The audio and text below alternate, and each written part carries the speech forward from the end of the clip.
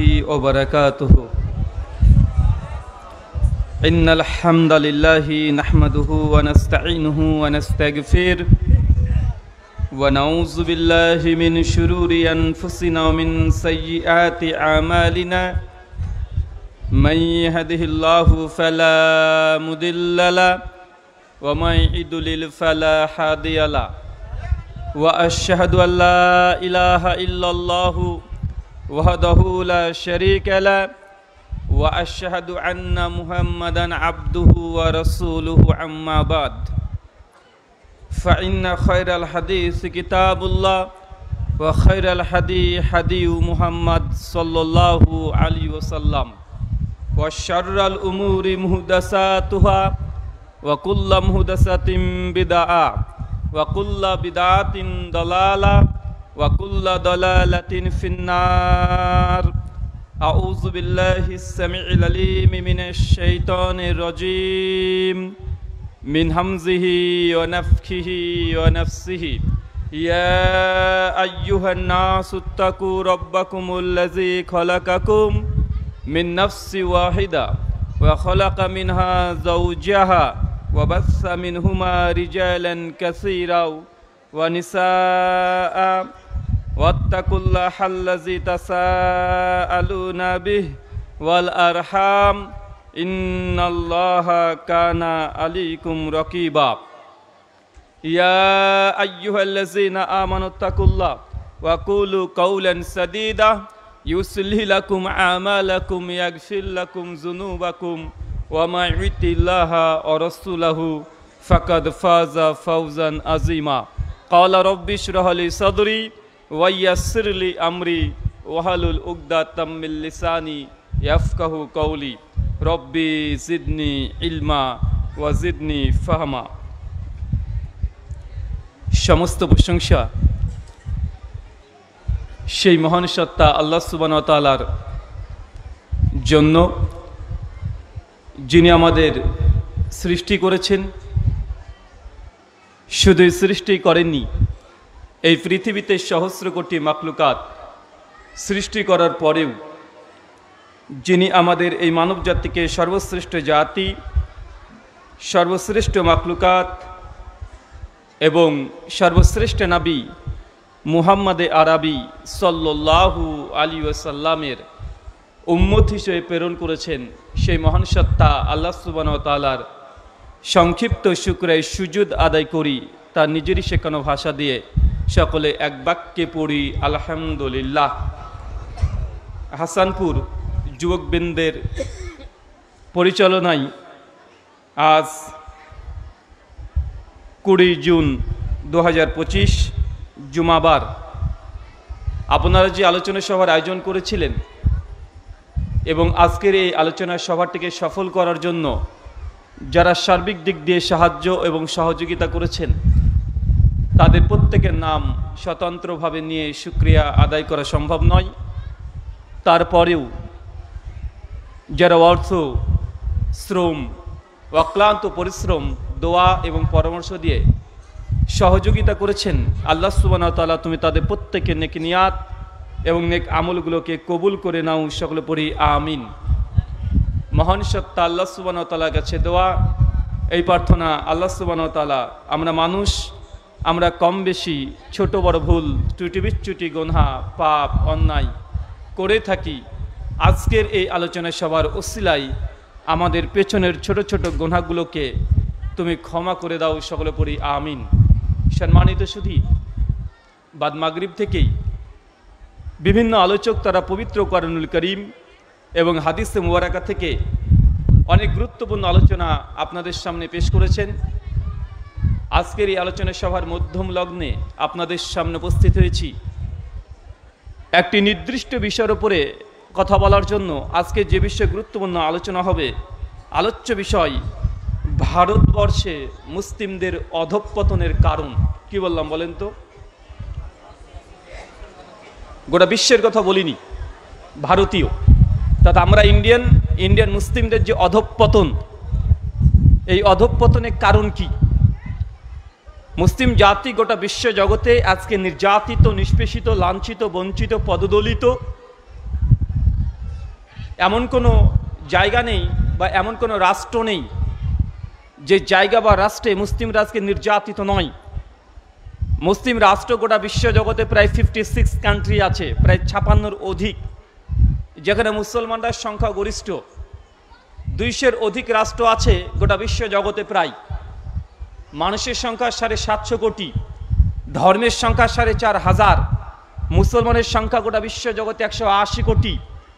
কিন্তু গোটা বিশ্ব জগতে আজ মুসলিম জাতি আমরা নির্যাতিত, নিষ্পেষিত, লাঞ্ছিত, বঞ্চিত, পদদলিত, চতুর্দিক থেকে মুসলিম জাতি আজকে আমরা মার খাচ্ছি।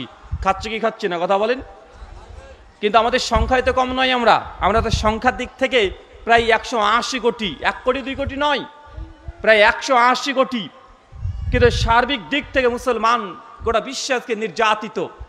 শুধু এমনটাই নয়, যদি আপনি নিজেকে মুসলিম পরিচয় দেন, মুসলিমের লেবাস, আপনার যে পোশাক আছে, ড্রেস কোড আছে, অনেক মানুষ আপনার এই পোশাক দেখে আপনাকে জঙ্গি, আপনাকে সন্ত্রাসী, আপনাকে আতঙ্কবাদী এইসব চিহ্নিতকরণ করছে কি করছে না কথা বলেন?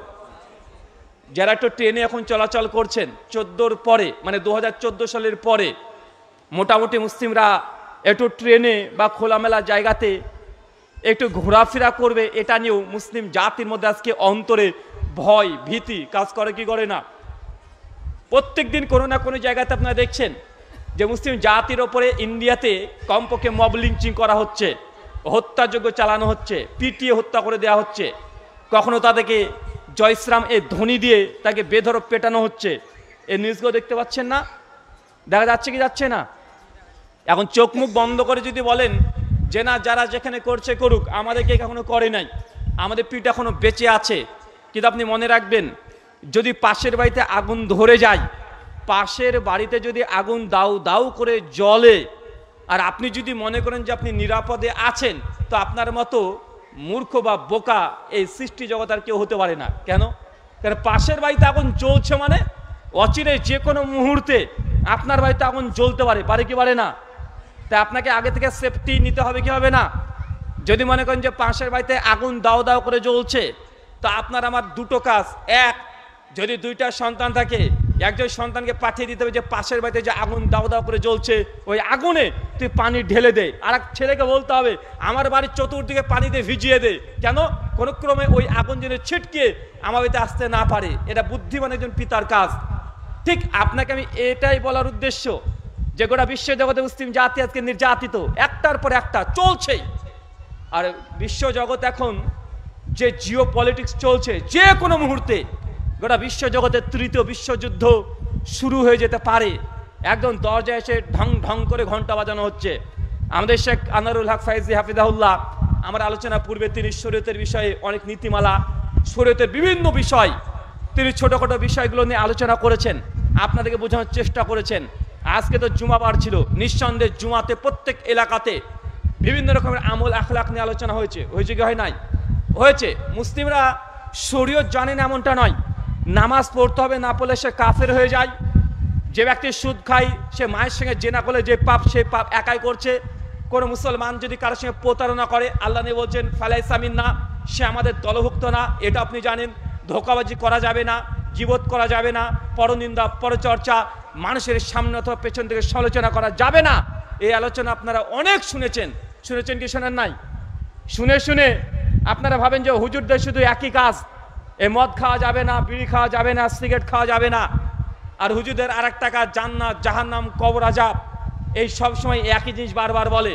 তো এইগুলো আপনারা জানেন না এমনটা নয়। আমি জাস্ট, যেহেতু আমরা ইন্ডিয়ান, আমরা মুসলিম, আর আমাদেরকে টার্গেট করা হচ্ছে, বিভিন্ন দিক থেকে টার্গেট করা হচ্ছে, এর কারণ কি, প্রতিকার কি, যত সামান্য কথা আপনাদের সামনে তুলে ধরছি। তার পূর্বে গোটা বিশ্ব জগতের প্রেক্ষাপট অবস্থান আগে আপনাকে বুঝতে হবে। এখন যুদ্ধ চলছে কি চলছে না? কার সঙ্গে কার? Iran versus Israel. কিছুদিন আগে যুদ্ধ চলেছে। কোন দেশের সঙ্গে কোন দেশ? ভারত বরং বাংলাদেশ, পাকিস্তান। তার আগে যুদ্ধ চলেছে বা চলছে এখন পর্যন্ত কোন দেশ? কোথায়?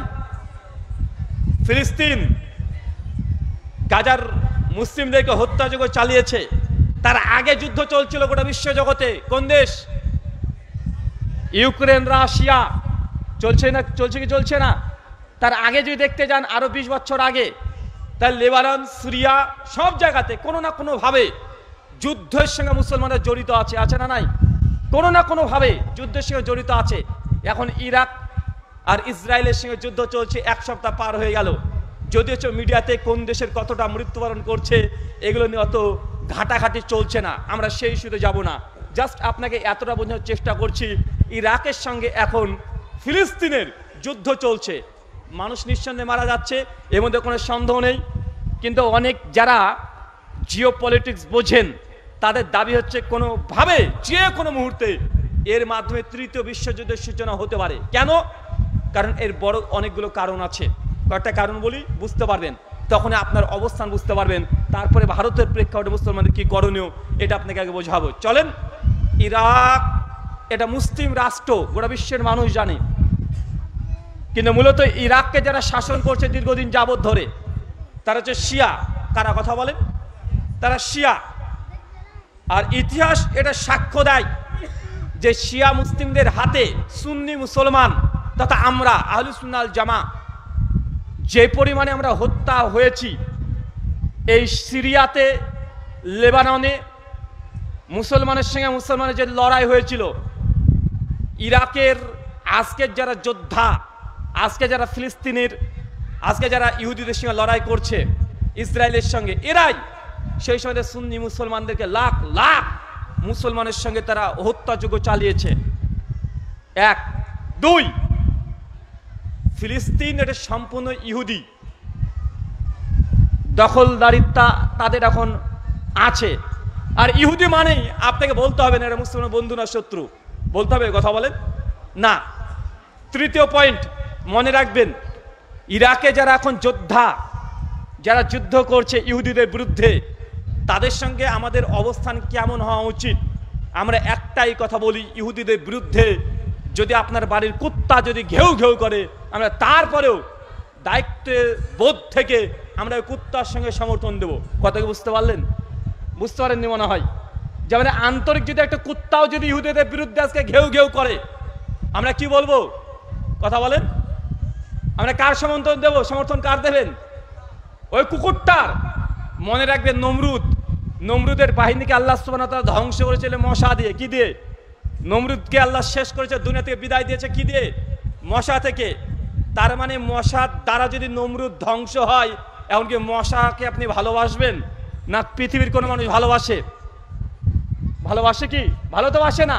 ঠিক ইরাক যেহেতু এটা মুসলিম কান্ট্রি দাবি করা হয়, কিন্তু তারা শিয়া মুসলমান, তাদের মূল টার্গেট যে সৌদি আরবের দখলদারিত্ব করা।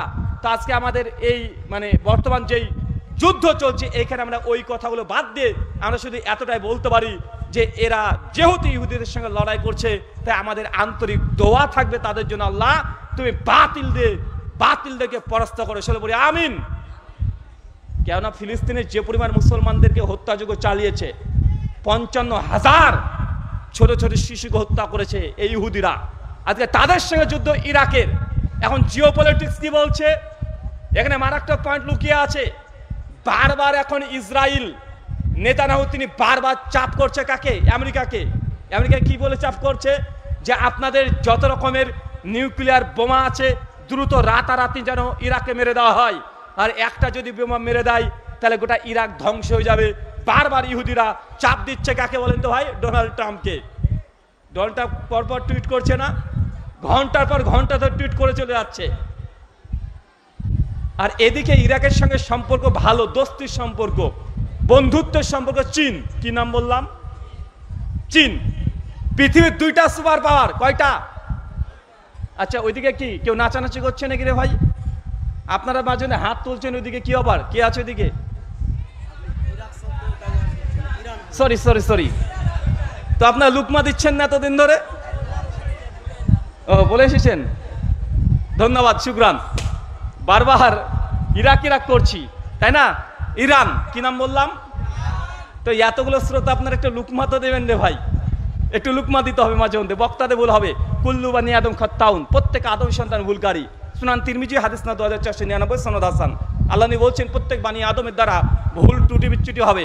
আল্লাহ নবী নামাজ পড়ছিলেন, মিশকাত হাদিস না 950, তিনি 4 রাকাত নয় 5 রাকাত পড়ে দিয়েছে। সাহাবীরা বলছে ইয়া রাসূলুল্লাহ নামাজ কি বেড়ে গেল নাকি? নবী বলছে কেন, নামাজ তো বাড়েনি, যা তাই আছে। সঙ্গে সঙ্গে সাহাবীরা বলছে ইয়া রাসূলুল্লাহ আপনি তো 5 রাকাত পড়ে দিয়েছেন। আরেকটা বর্ণনা আসছে যে আল্লাহ নবী 3 রাকাত পড়ে সালাম ফিরে দিয়েছে। তো আল্লাহ নবী তখন বলছেন যে এমনটা হয়েছে, বাকি সাহাবীদের কাছ থেকে সাক্ষী নিচ্ছে যে আল্লাহ নবী আপনার সঙ্গে এমনটা আজকে ঘটেছে। আল্লাহ নবী সহ সেজদা দিয়ে দিল। তাই মুসল্লি যারা আছেন, শ্রোতারা আছেন, বক্তা ভুল করবে কান খাড়া করে শুনে রাখবেন, সেই একটা লুকমা দিবেন। আর লুকমা দিলেই বক্তার একটা ভুল ধরা হলো, আপনার মানুষকে সংশয় করে দেওয়া হলো, আপনারও বাহাদুরি প্রমাণ হয়ে গেল, তাই না ভাইজান? তো মাঝে মধ্যে এরকম বাহাদুরি দেখাতে হবে যে না বক্তার ভুল হতে পারে, যে আমার আজকে ভুল হয়েছে।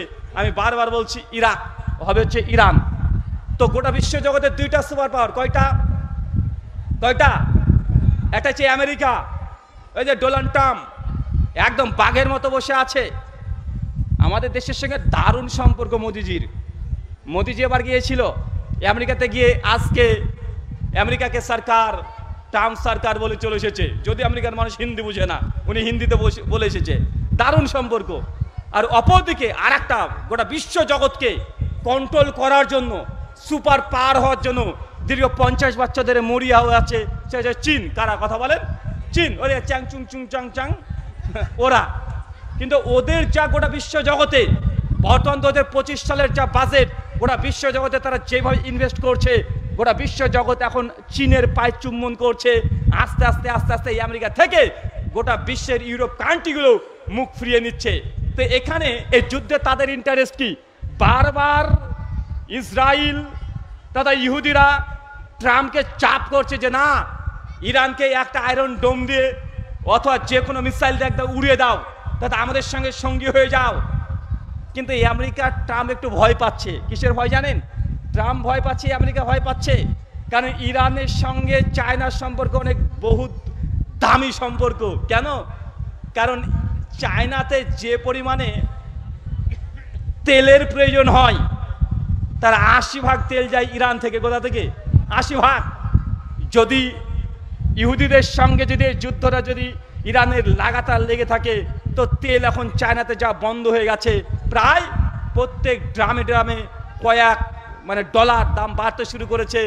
এই জন্য চীনও ওখান থেকে হামকি ধুমকি দিতে শুরু করে দিয়েছে। কেন? কারণ যতদিন যুদ্ধ চলবে চীনের লস লাগবে। যে যুদ্ধে ইরাক যদি পরাজিত হয়ে যায়, আমেরিকার যদি কবলে যদি ইরান যদি চলে যায়, তাহলে কি হবে? চীনের সঙ্গে সম্পর্ক ছিন্ন হতে বাধ্য হবে। চীন আস্তে আস্তে তেল পাবে না, গ্যাস পাবে না, তো তাদের অর্থনীতির ধস নামবে। এই জন্য চীনও ওই দিক থেকে খোঁচা দিচ্ছে যে বাবা আমেরিকা, তুমি যদি এই যুদ্ধে ইহুদিদের সঙ্গে লাভ দাও, ঝাঁপ দাও, আমি কিন্তু চীন রেডি আছি, আমিও ইরানের সঙ্গে যুদ্ধে নামতে রাজি। এখন দুইজন দুই দিক থেকে সাপোর্ট দিচ্ছে, আর দুটোই গোটা বিশ্ব জগতের শক্তিধর রাষ্ট্র, যাদেরকে দেখে গোটা বিশ্ব জগতে ভয় করছে। এখন আমেরিকার অপেক্ষায়, আমেরিকা যদি ইহুদিদের সঙ্গে ঝাঁপ দেয়, ওদের চীন, ওরা মুসলমান তথা ইরান মুসলমানের জন্য নয়, কারণ চীন চায় জিওপলিটিক্স গোটা বিশ্ব জগতে অর্থনীতিতে রাজত্ব করতে। আর তাদের যত টেকনোলজি নির্ভর করছে সব তেলের উপরে। কিসের উপরে? তেলের উপরে। আর ইরান দেয় 80% তেল। এখন ইরান যদি তেল যা বন্ধ হয়ে যায়, তো চীনের অর্থনীতির উপরে কত প্রেশার পড়বে বুঝতে পারছেন? তাই যে কোনো মুহূর্তে তৃতীয় বিশ্বযুদ্ধের গন্ধ আপাতত পাওয়া যাচ্ছে। চলেন এবার ভারতবর্ষের প্রেক্ষাপট। আমরা ভারতবর্ষে মুসলমান, গোটা বিশ্ব জগতে তো আমরা নির্যাতিত, কিন্তু ভারতবর্ষে কি আমরা নির্যাতিত কি নির্যাতিত নয়? কথা বলেন। আজকে যে দেশে আমরা বসবাস করছি, ভারত, ইন্ডিয়া, আজ থেকে 200 বছর আগেকার ইতিহাস পড়েন, বেশি দূর নয়, মাত্র 200 বছর আগেকার ইতিহাস পড়েন। এই ভারতবর্ষে মুসলমানরা 800 বছর ক্ষমতায় ছিল। কত বছর? কত বছর? আমরা তো মুর্শিদাবাদের মানুষ, আর মুর্শিদাবাদের একটা জিনিস আমাদের গোটা ভারতবর্ষে বিখ্যাত, কি জানেন? রাজমিস্ত্রি। কি মিস্ত্রি? হ্যাঁ, রাজমিস্ত্রি। আপনি ব্যাঙ্গালোরে চলে যান, কেরলাতে চলে যান, ওইখানে যদি কোনো মানুষের সঙ্গে সম্পর্ক আপনার হয়, যদি বলেন আমি মুর্শিদাবাদ থেকে এসেছি, তো ও মুর্শিদাবাদ থেকে, হ্যাঁ হ্যাঁ, আমাদের এই বিল্ডিং দেখছেন না, এটা মুর্শিদাবাদের রাজমিস্ত্রি তৈরি করেছে। আর তখন আমাদের গর্বে বুকটা মোদিজির মতো 56 ইঞ্চি হয়ে যায়। আরে বাবা, আমার জেলার মুর্শিদাবাদ, তারপরে সুতি, লালগোলা, জঙ্গিপুর, এদিককার রাজমিস্ত্রি। আচ্ছা বলেন তো, মুর্শিদাবাদের রাজমিস্ত্রি এত বিখ্যাত কেন? কেন মুর্শিদাবাদের মানুষ এত রাজমিস্ত্রি কাজে পারদর্শী? কারণ একটা সময় ছিল এই মুর্শিদাবাদ গোটা ভারতবর্ষকে কন্ট্রোল করেছিল। এই মুর্শিদাবাদ থেকেই গোটা ভারতবর্ষের রাজনীতি, অর্থনীতি, সমাজনীতি সবকিছু চলেছে। যেই সব মুসলমানরা শাসক ছিল তার জ্বলন্ত প্রমাণ আমাদের এই মুর্শিদাবাদের হাজারদুয়ারি থেকে শুরু করে দিল্লির লালকেল্লা, কুতুব মিনার, সব জায়গায় মুসলমানদের এখনো ছোঁয়া আছে না নাই? শোনেন, রাজমিস্ত্রি মানে রাজার বাড়ি যে তৈরি করে সেই মিস্ত্রি, যেমন তেমন মিস্ত্রি না, এ রাজার বাড়ি তৈরি করা। তা আমাদের বাপদাদারা রাজা ছিল বলেই তো আমরা বাড়ি তৈরি করতে পারি, তাই না ভাইজান? এটা তো প্রমাণ বহন করে। আরে আমাদের বাপদাদাদের এই রাজার মতো বাড়ি ছিল, প্রাসাদ ছিল বলে আমরা এটাকে তৈরি করতে পারি, সবাই এটা তৈরি করতে পারে না। তো মুসলমান যেই ভারতবর্ষে আমরা 800 বছর আমরা ক্ষমতায় ছিলাম, সেই মুসলমান আজকে ভারতে আজকে নির্যাতিত কি নির্যাতিত নয়? মুসলমানকে টেস্ট দিতে হয় আজকে। কি তুমি ভারতকে ভালোবাসো? হ্যাঁ, ভারতকে ভালোবাসো? আপনি বলেন জি আলহামদুলিল্লাহ, আমি আমার দেশ মাতৃভূমিকে ভালোবাসি। তাহলে বলো ভারত মাতা কি জয়। বা চলছে কি চলছে না মিডিয়াতে? এখন মিডিয়া খুললেই বিভিন্ন রাজনৈতিক ব্যক্তিরা এসে এই কথা বলছে যে ভারতের মুসলমানরা ভারত মাতাকে জয় এই শব্দ বলছে না, বিধায় মুসলমানরা ভারতকে ভালোবাসে না, এরা মূলত পাকিস্তানকে ভালোবাসে। বলে কি বলে না? আচ্ছা, একটা আমার জবাব শুনে রাখেন। আপনি যদি আপনাকে প্রশ্নের সম্মুখীন হতে হয়, তাদেরকে পাল্টা আপনি বলে দেন যে ভাইজান ভারত মাতা কি জয়, একজন মুসলমান হোক অথবা হিন্দু হোক, কেন এই শব্দটা বলবো যে ভারত মাতা কি জয়? ভারতকে মা কেন বলা হয়? আচ্ছা, ওনাদের জবাব, আপনি যে দেশে বসবাস করেন, যে দেশে জন্মগ্রহণ করেছেন, যে দেশে জল বাতাস পানি খেয়ে আপনি বড় হচ্ছেন, আপনার শরীর তৈরি হচ্ছে, তো এই দেশ তো আমার মায়ের সমান। কারণ এই দেশে আপনি জন্মগ্রহণ করেছেন, এই দেশ তো আপনার মায়ের সমান। তাই দেশকে মা বলতে সমস্যা কোথায়? ভারত মাতাকে জয় এই জন্যই বলি যেহেতু আমি এই দেশের সন্তান, এই জন্যই বলি, এটা ভক্তি থেকে বলি, শ্রদ্ধা থেকে বলি, যে দেশকে ভালোবাসার আবেগ থেকে আমরা এই কথা বলি। তাদেরকে পাল্টা প্রশ্ন করেন, ইন্ডিয়ান মুসলিমকে বারবার বলছেন যে দেশকে ভালোবাসার প্রমাণ সেই দেশ ভারত মাতাকে জয়, এ কথা বলতে হবে। তো পাকিস্তানে এখনো 1.5 কোটি হিন্দু আছে। কত কোটি? এখন দেশকে ভালোবাসলে যদি দেশকে মা বলতে হয়, পাকিস্তানে কোনো হিন্দু তারা পাকিস্তানে মাতাকে জয় বলে কেন বলে না? কথা বলেন। যদি এটাই যদি থিওলজি হয়, এটাই যদি তার ফিলোসফি হয়, এটাই যদি তাদের আর্গুমেন্ট হয়, যে দেশে তুমি বাস করো, জন্মগ্রহণ করেছো, এই দেশ তোমার মা, তো পাকিস্তানে তো 1.5 কোটি হিন্দুরা আছে, সনাতনী হিন্দু, জন্মসূত্রে হিন্দু, তারা কেন হিন্দু হওয়ার পরেও তার দেশকে ভালোবেসে সম্মান করে পাকিস্তানে মাতা কি জয় এ কথা বলে না? এই প্রশ্ন কেউ কখনো করে? কথা বলেন না। বাংলাদেশে প্রায় 1.5 কোটি 2 কোটির কাছাকাছি এখনো হিন্দু সনাতনীরা আছে। কেন তাহলে বাংলাদেশি হিন্দুরা বাংলাদেশ মাতা কি জয় এ কথা বলে না? মালয়েশিয়াতে 1 কোটির ওপরে প্রায় 3 কোটির কাছাকাছি হিন্দুরা আছে, কেউ কেন মালয়েশিয়ার হিন্দুরা কেন বলে না মালয়েশিয়া মাতা কি জয়? শুধু ভারতের হিন্দুরা কেন ভারত মাতা কি জয় বলে, পাকিস্তানে বলে না, বাংলাদেশে বলে না, আফগানিস্তানে হিন্দুরা বলে না? কেন বলে না? তার কারণ এরা দেশকে ভালোবাসা থেকে বলা হয় না।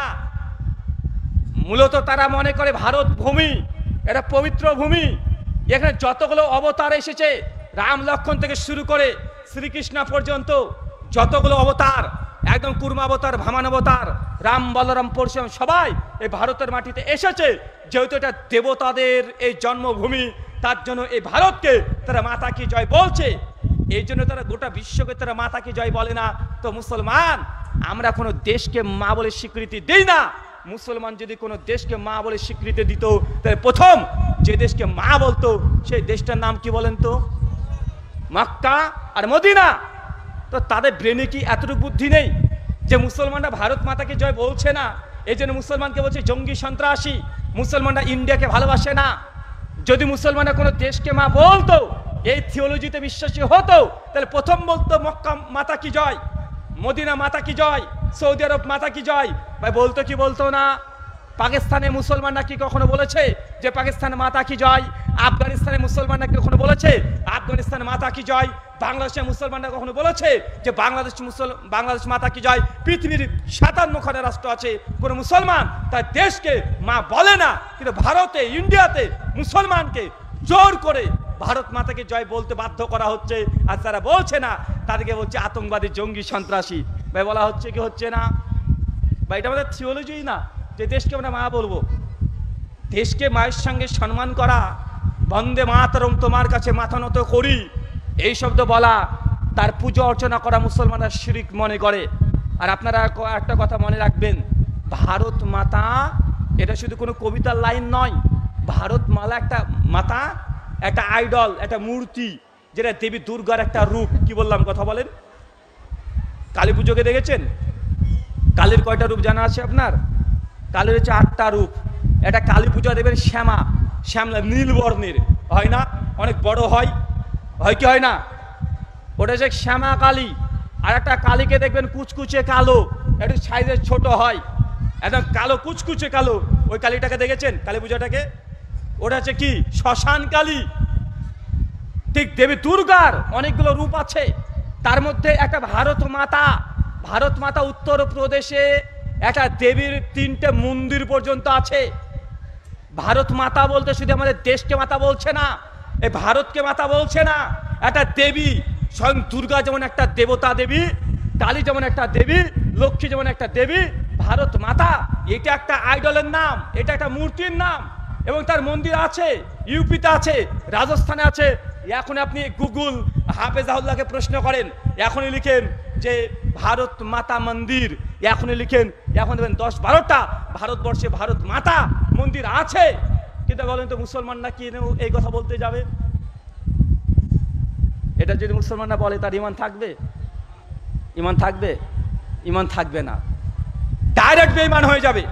কিন্তু আপনাকে যুক্তি দিয়ে তাকে বলতে হবে, আপনাকে বুঝাতে হবে যে ভাই আমরা ভারত মাতাকে জয় কেন বলছি না, কেন আমরা মুসলমানরা কোনো দেশকে মা বলি না। আমরা যদি বলতাম তাহলে পাকিস্তানের মুসলমানরা পাকিস্তানকে নিয়ে গর্ববতী হয়ে তারা বলতো পাকিস্তান মাতা কি জয়, বলতো কি বলতো না? যদি কোনো মুসলমান নিজের দেশকে মাতা বলতো, তখন ইন্ডিয়ান অমুসলিম দাদারা বলতে পারতেন, দেখো পাকিস্তানের মুসলমানরা পাকিস্তানের মাতা কি জয় বলে, বাংলাদেশের মুসলমানরা বাংলাদেশ মাতা কি জয় বলে, কিন্তু ভারতের মুসলমানরা নিজের দেশ মাতা কি জয় কেন বলে না? তখন প্রশ্ন করলে এটা লজিক্যাল ছিল। কিন্তু বিশ্বের কোনো মুসলমান তারা এই দাবি করে না, তাই মুসলমানকে অভিযোগ করা মানে এটা পরিষ্কার মুসলিমদের বিরুদ্ধে একটা নীল নকশা তারা আঁকানোর চেষ্টা করছে, মুসলমানকে দেশদ্রোহী প্রমাণ করার চেষ্টা করছে কি করছে না? আচ্ছা, আপনাকে আর একটা পয়েন্ট বলি, যেটা আমাদের সচরাচর এখন ইন্ডিয়ান মিডিয়াগুলো বেশি বেশি প্রচার করছে, আমাদের পশ্চিম বাংলাতে ছিল না, কিন্তু ইদানিং নতুন করে পশ্চিমবাংলায় ঢুকে গেছে।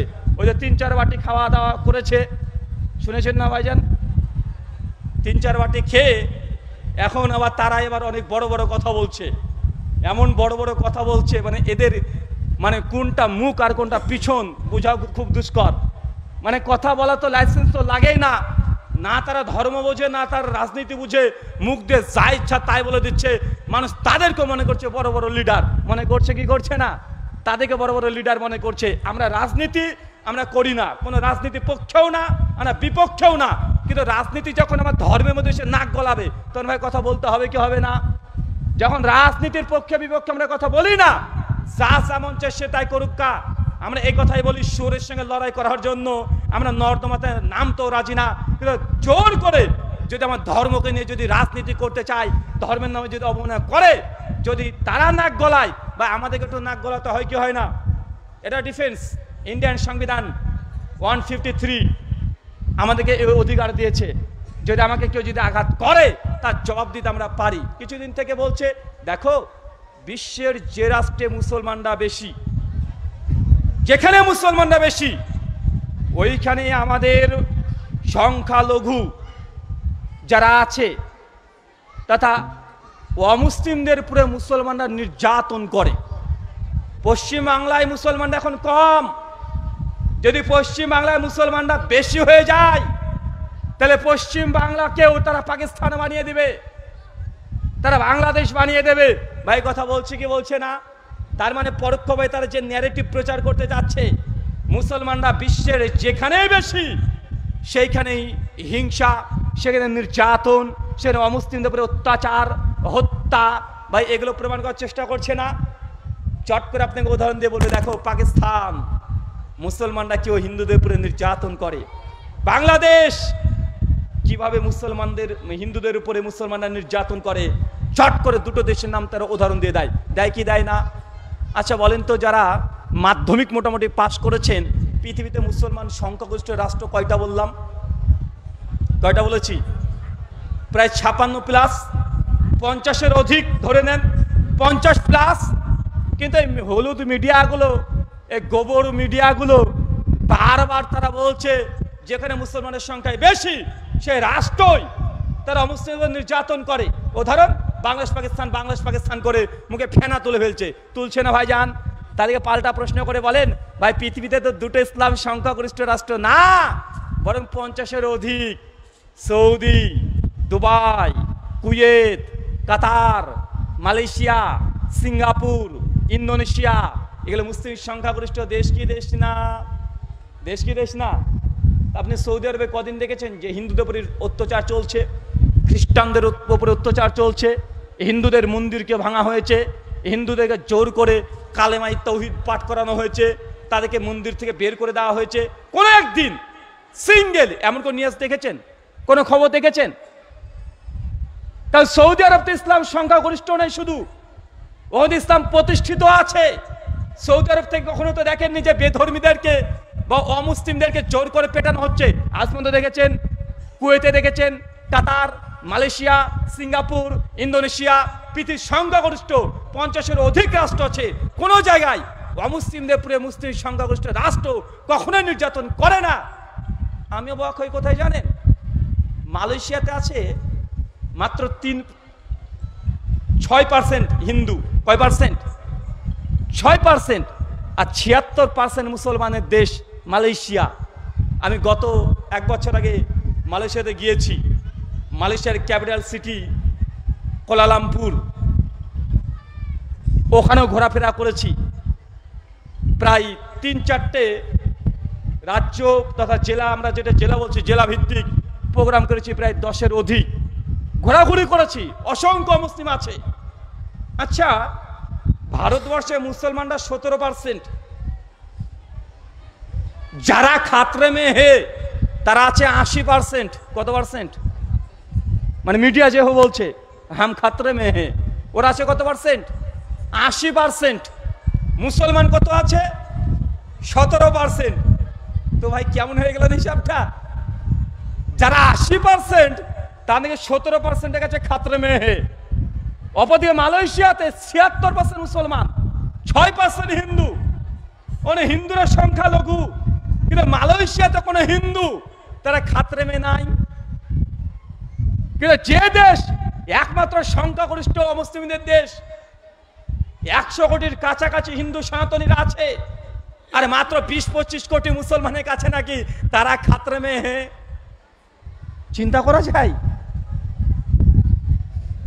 সৌদি আরব 2.5% হিন্দু আছে, দুবাই 3.5% হিন্দু আছে, কাতার, সিঙ্গাপুর, ইন্দোনেশিয়া, সব জায়গাতে 5%, 7%, 10%-এর অধিক হিন্দুরা নাই। সব জায়গাতে মুসলমানরা 70-80%।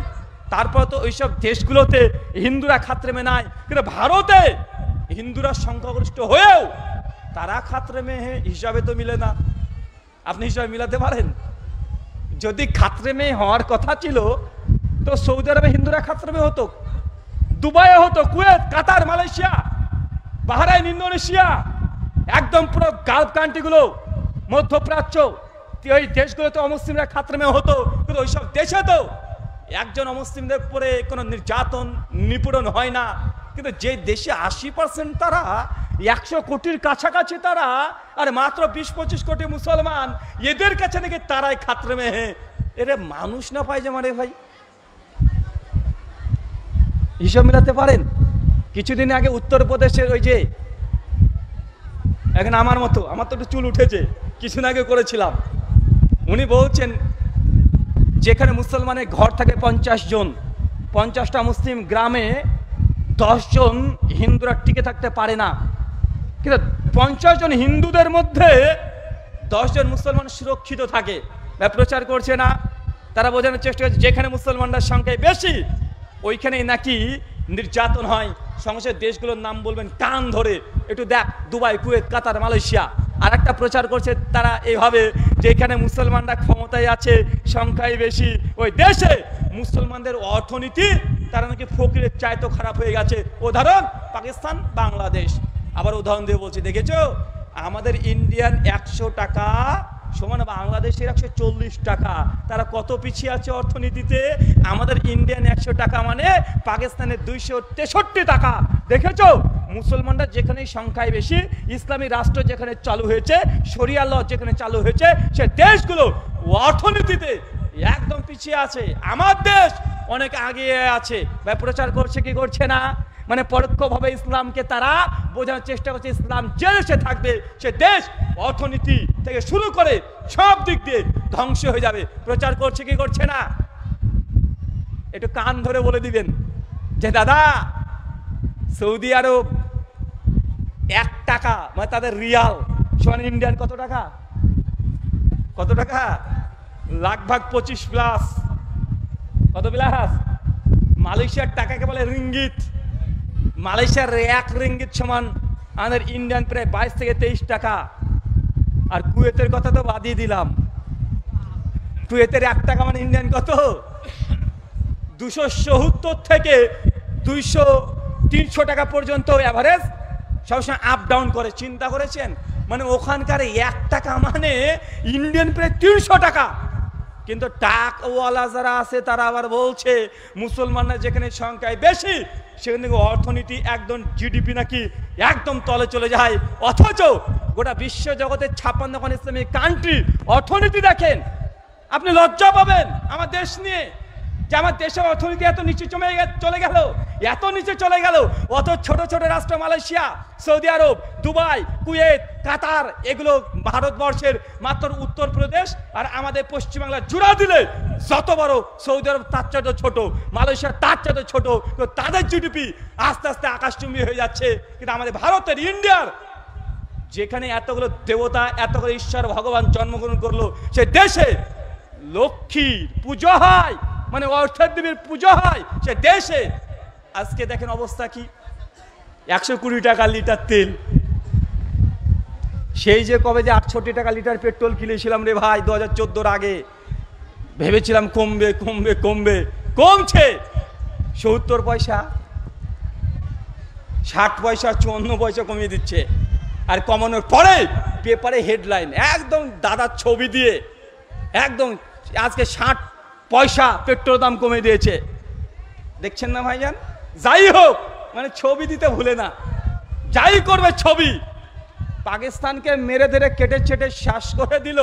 আর ছবিগুলো দেখেছেন কার দিয়েছে? একটা আর্মি ফোর্সের কারো নাই, একটা মিলিটারি ফোর্সের নাই। যখনই এখন রেল স্টেশনের টিকিট কাটতে যাচ্ছেন ছবি কার পাচ্ছেন?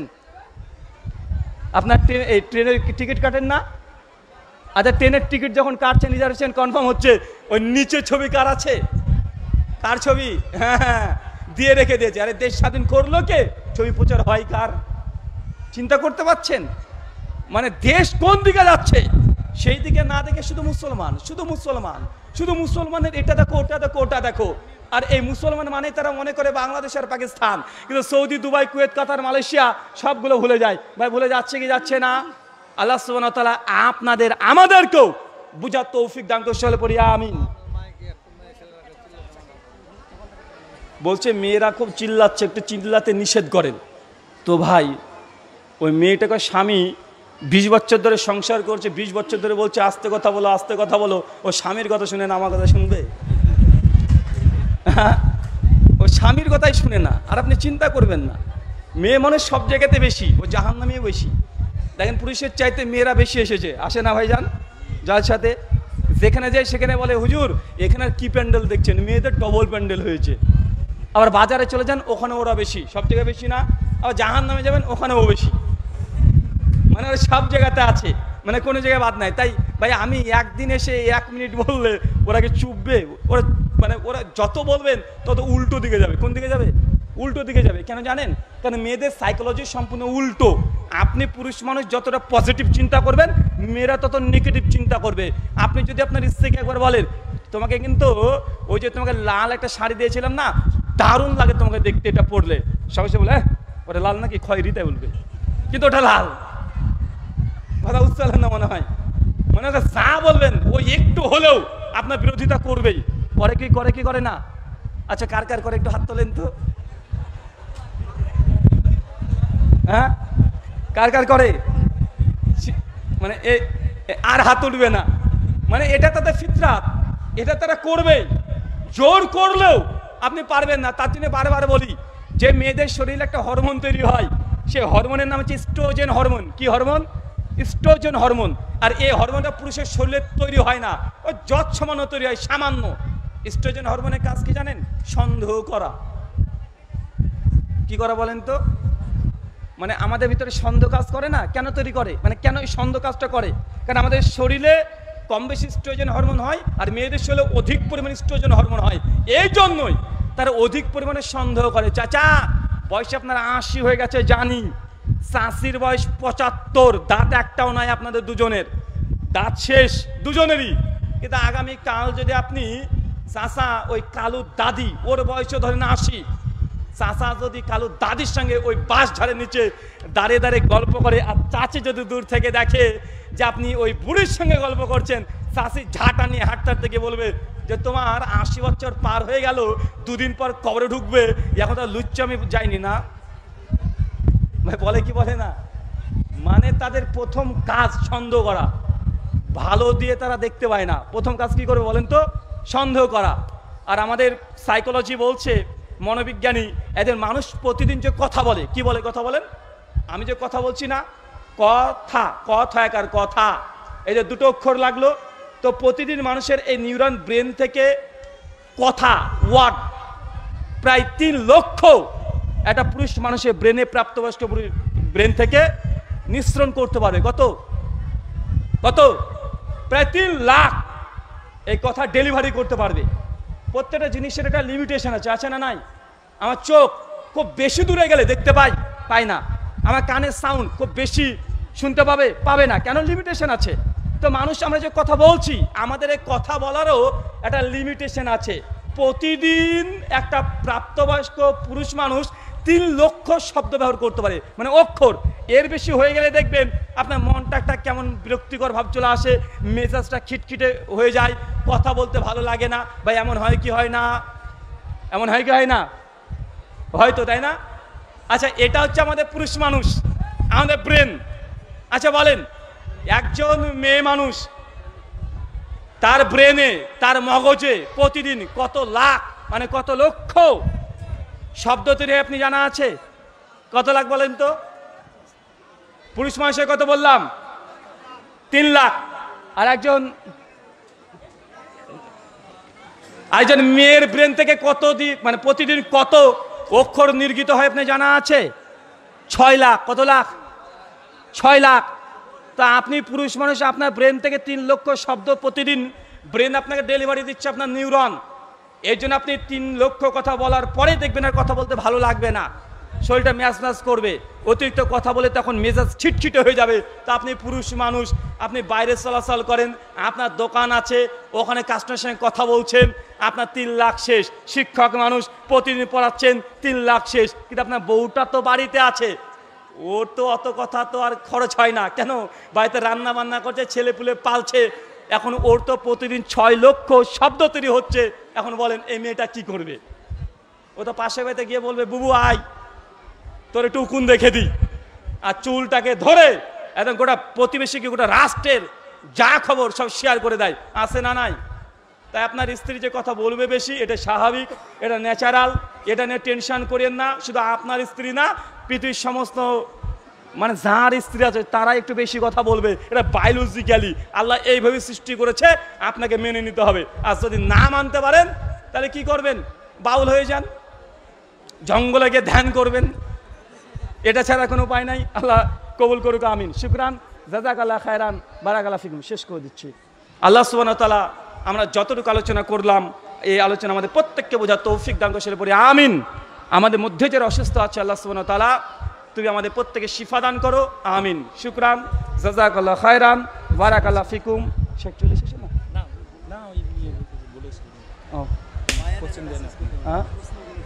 আচ্ছা দ্রুত বলেন তাহলে। শেখ এত নিয়ে আসলেন, তাড়াতাড়ি নিয়ে আসলেন কেন তাহলে?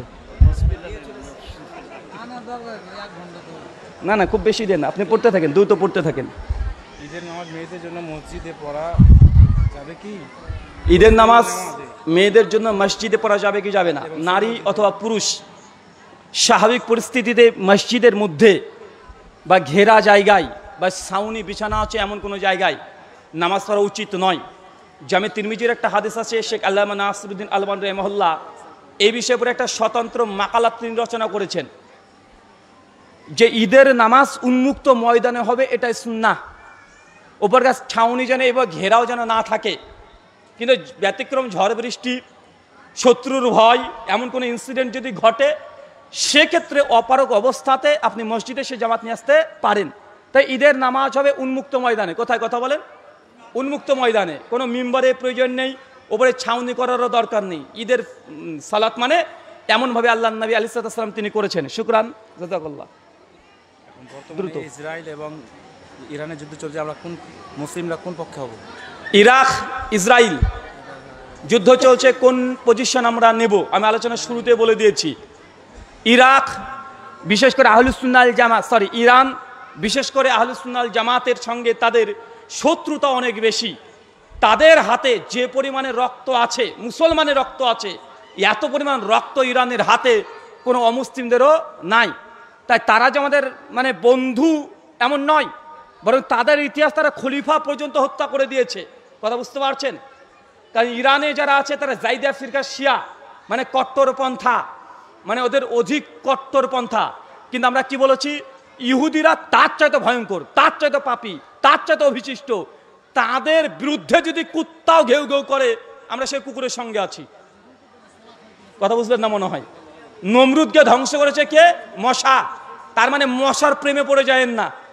মশাকে আমরা ভালোবাসতে পারি না, কিন্তু মশার দ্বারাই আল্লাহ ধ্বংস করেছে।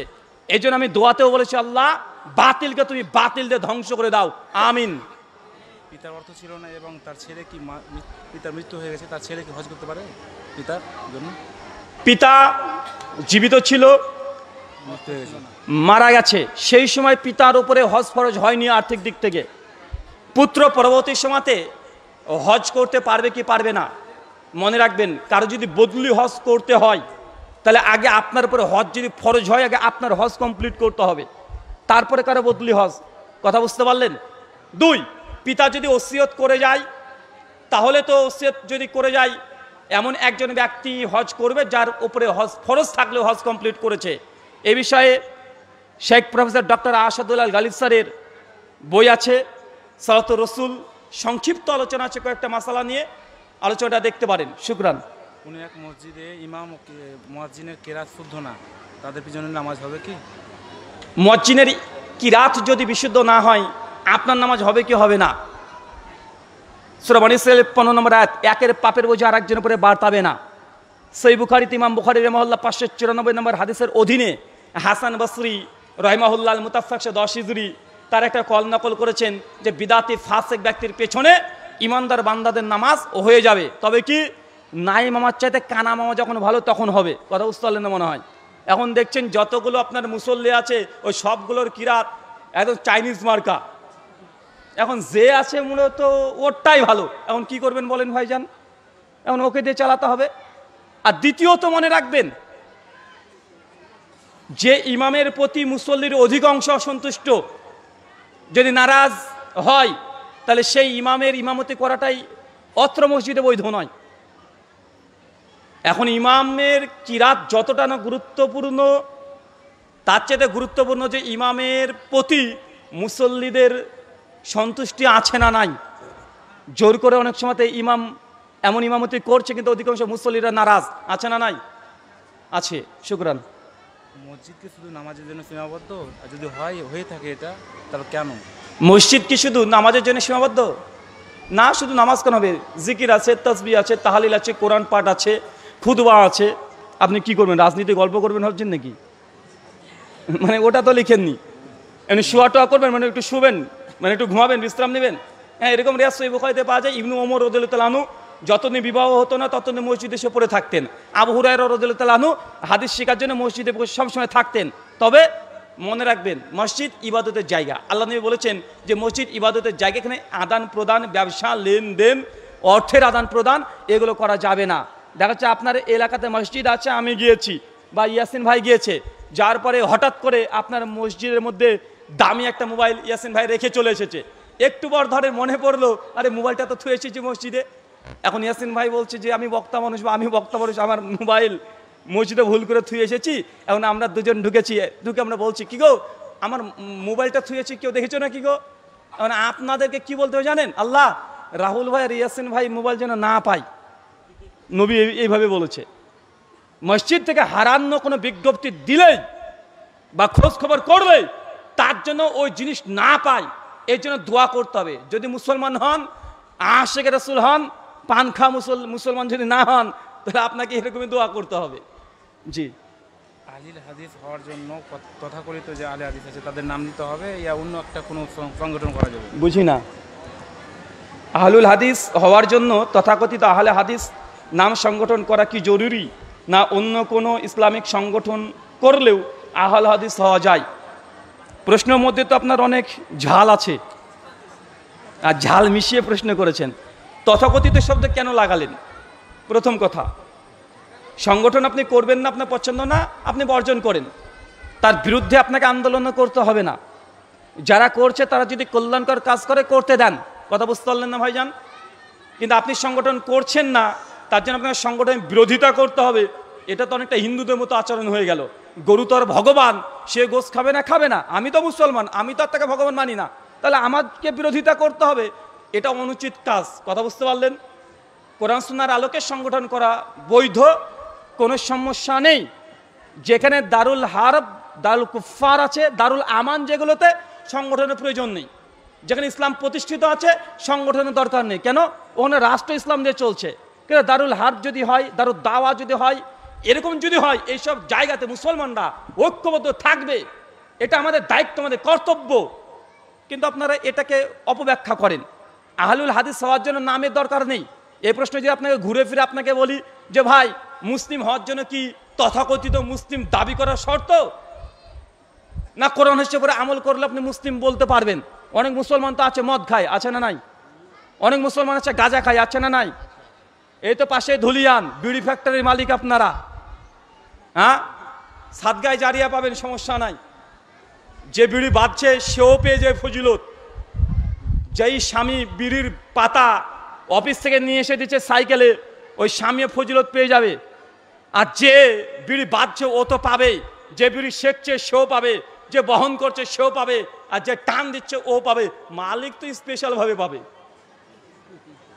সুনান ইবনে মাজাহ 3375 নম্বর হাদিস, সনদ সহিহ। আল্লাহ নবী বলেছেন, যেই খাদ্যকে হারাম করা হয়েছে, তার ব্যবসা, তার আদান প্রদান সব হারাম।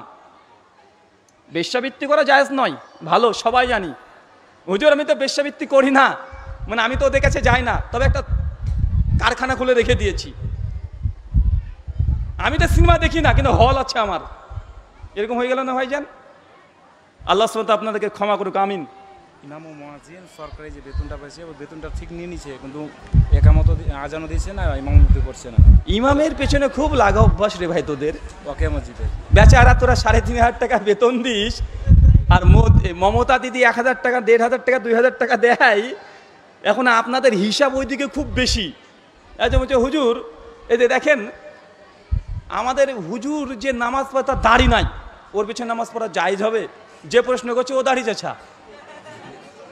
তো ভাই, ওই হুজুরের যদি দাড়ি চাচা থাকলে যদি মাসালেন, তোমারই তো দাড়ি নাই, তো তোমার প্রশ্নের উত্তর কি হবে? শোনেন, প্রত্যেক মানুষ দায়িত্বশীল, আর দায়িত্ব পালন করার জন্য যদি সে চুক্তিবদ্ধ হয় যে না আমি 5 ওয়াক্ত সালাত এই মসজিদে পড়াবো, চুক্তিবদ্ধ, এবং যে 10,000 টাকা যদি ডিমান্ড করে, এটাকে ঐক্যভাবে হারাম নাজায়েজ আমরা বলি না। দুটো জিনিস বুঝে নেন। এক, আজকে আমি আপনাদের মসজিদে এসেছি, এসে বলছি রুহুল ভাই এতে ঈশার সময় আপনাদের মসজিদে সালাত আদায় করলাম, এসে বলছে রুহুল ভাই একটু আপনার পিছনে নামাজ পড়ো ভাই, খুব ইচ্ছে ভাই, তো আজকে এসে নামাজটা পড়িয়ে দেন। আমি যদি হ্যাঁ অবশ্যই পড়াবো, 500 টাকা দেন। হারাম। কি বললাম বলেন, কি বললাম? এটা হারাম। এখন আমাকে বলছেন যে রুহুল ভাই আমার মসজিদে 5 ওয়াক্ত সালাত আদায় করতে হবে, সমাজে কেউ মারা গেলে আপনাকে জানাজা পড়িয়ে দিতে হবে, ঈদের নামাজ পড়ে দিতে হবে, তারাবি পড়ে দিতে হবে, জুমাতে খুতবা সহ জুমার নামাজ পড়ে দিতে হবে, 5 ওয়াক্ত নামাজ, আপনি কি থাকবেন? তখন আমি যদি বলি যে ভাই থাকবো, কোনো সমস্যা নাই। এখন যদি বলি ভাই কত কি দেবেন, আর বলে বাবা নামাজ পড়ে হুজুর টাকা নেবে, ভাই জানেন নামাজ পড়ে টাকা নয়, এটা দায়িত্ব চাপেছেন তাই টাকা। কথা বুঝতে পারলেন? কিন্তু একদিন হঠাৎ করে নামাজ পড়াতে বলেছেন আর 500 টাকা চেয়ে বসবে, এটা কি? এটা নিঃসন্দেহে হারাম। যখন দায়িত্ব দিচ্ছেন, কি দিচ্ছেন? দায়িত্ব। দায়িত্বর জন্য টাকা পাই। যেন একজন কোরআনের কারি সাহেব মাদ্রাসায় পড়াচ্ছে, এখন কোরআন শিখে টাকা নেওয়া কতটুকু বৈধ? কিন্তু যখন তাকে দায়িত্ব হচ্ছে না আমার এখানে 4টে ক্লাস প্রতিদিন নিতে হবে আপনাকে, এটা কি দায়িত্ব? আর বাপ মরুক মা মরুক যাই করে ওকে দায়িত্ব পালন করতে হবে। করতে হবে কি হবে না? হবে। এই যে দায়িত্বের জন্য টাকা নেওয়া হচ্ছে, নামাজ পড়ানোর জন্য ইমাম সাহেব টাকা নেয় না। আপনি আমার ভাবেন না যে রুহুল ভাই মানে নিজের দিকে ফতোয়া দিল, বা আমি কোনো মসজিদের ইমাম না, মুয়াজ্জিন না, আমি ভাতাও পাই না, তাই ভাবেন না যে না আমি আমার পক্ষে আবার ফতোয়া দিয়ে দিলাম। শুকরান। দাড়ি চাচা এবং বেনামাজি মসজিদের সৌদি কমিটি হতে পারে? দাড়ি চাচা মসজিদের কমিটি হতে পারে কি পারে না? আপনাদের একই প্রশ্ন। সূরা তওবা 17-18 নম্বর আয়াতে আল্লাহ জানিয়ে দিয়েছেন কারা মসজিদের কমিটি, মসজিদের সদস্য হবে। যারা আল্লাহকে ভয় করে, 5 ওয়াক্ত সালাত আদায় করে, আল্লাহর ঘর যে আল্লাহর ঘরে নামাজ পড়তে যায় না, দাড়ি চাচা, তো ভাই তাকে এই দায়িত্ব দিয়েছেন কেন? কেন দিয়েছেন? কেন দিয়েছেন? একটা স্কুল, প্রাইমারি স্কুল খুলেছেন, এখন আপনি অঙ্ক ম্যাথামেটিক্স পড়াচ্ছেন যেমন এমন ব্যক্তিকে দিয়ে যে অঙ্কতে গুল্লা পেয়েছে, ভাই তাকে দিয়ে স্কুল আপনি পড়াবেন? কথা বলেন, স্কুলে পড়াবেন তাকে দিয়ে? তা আপনি এই মসজিদ কমিটিকে বেনামাজি দাড়ি চাচা রাখবেন কেন? কেন রাখবেন? জরুরত নেই তো। যে বিষয়ে অভিজ্ঞতাকে সেই জায়গাতে ইনভেস্ট করেন। উনি তো আল্লাহর ঘর নিজেই হক রক্ষা করে না, তাকে কেন দায়িত্ব দিয়েছেন?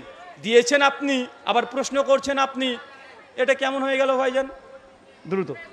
মেয়েদের বিয়েতে বড় করে অনুষ্ঠান করা যাবে কি? মেয়েদের বিয়েতে বড় কোনো অনুষ্ঠান করবে কে? করবে মেয়ের বাপ? মেয়ের বাপ স্বেচ্ছায় করবেন না? ওই দিক থেকে ফোন এসেছে যে বিয়াই কতজন আসবো, মানে কত আসবেন বলেন বিয়াই? আর কত আসবেন? 50 আসেন। আর বলেন কি, আমরা 9 ভাই আপনি জানেন, আর 4 বোন, একটা একটা করে বললে তো 50 পার হয়ে যাবে। আমার পাড়া প্রতিষ্ঠার একটা হক নেই? মানে ছেলের এখন বাপ বলছে তো বিয়াই কত আসবো? আরে 100 তো আসতেই হবে। যদি এরকম করে হয় তাহলে হারাম। কি বললাম?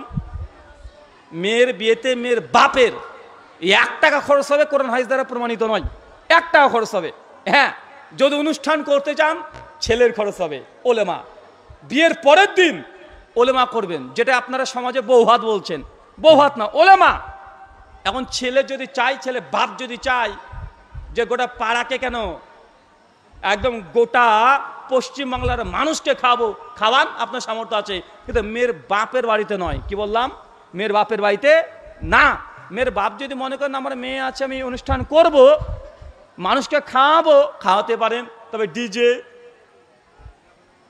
ডিজে বাজাবেন, গেট ঘিরবেন, হলুদ মাখাবেন, মালা বদল, সৈফি দাওয়া, এগুলো যদি করেন তাহলে আমাদের সে কাছে প্রশ্নের উত্তর নিয়ে লাভ নাই। হুজুর মদ খেয়ে বউকে দিয়েছি তালাক, এই চিটার, মদ খেয়ে বউকে তালাক দিয়েছে, ফতোয়া জানতে চেয়েছে।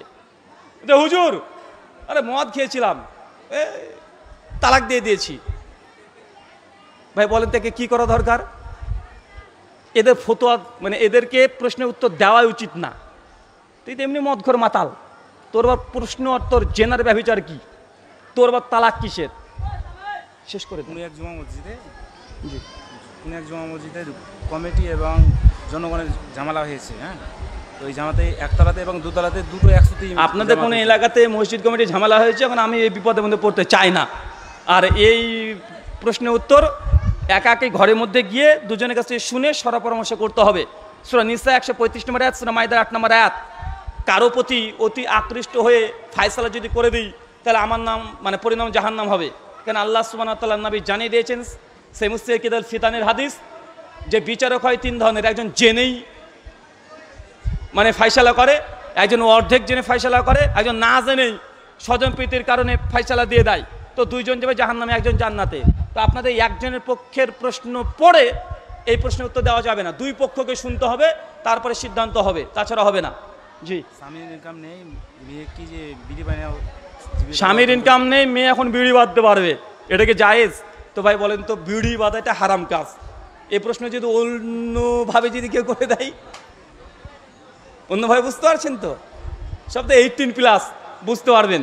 তো ভাই হারাম যেটা হারাম, স্বামী পারছে না, স্বামী যদি হারাম ইনকাম যদি নিয়ে আসে, বউকে যদি খাওয়ায়, ছেলেকে যদি খাওয়ায়, বউ ছেলে গুনাহগার হবে না।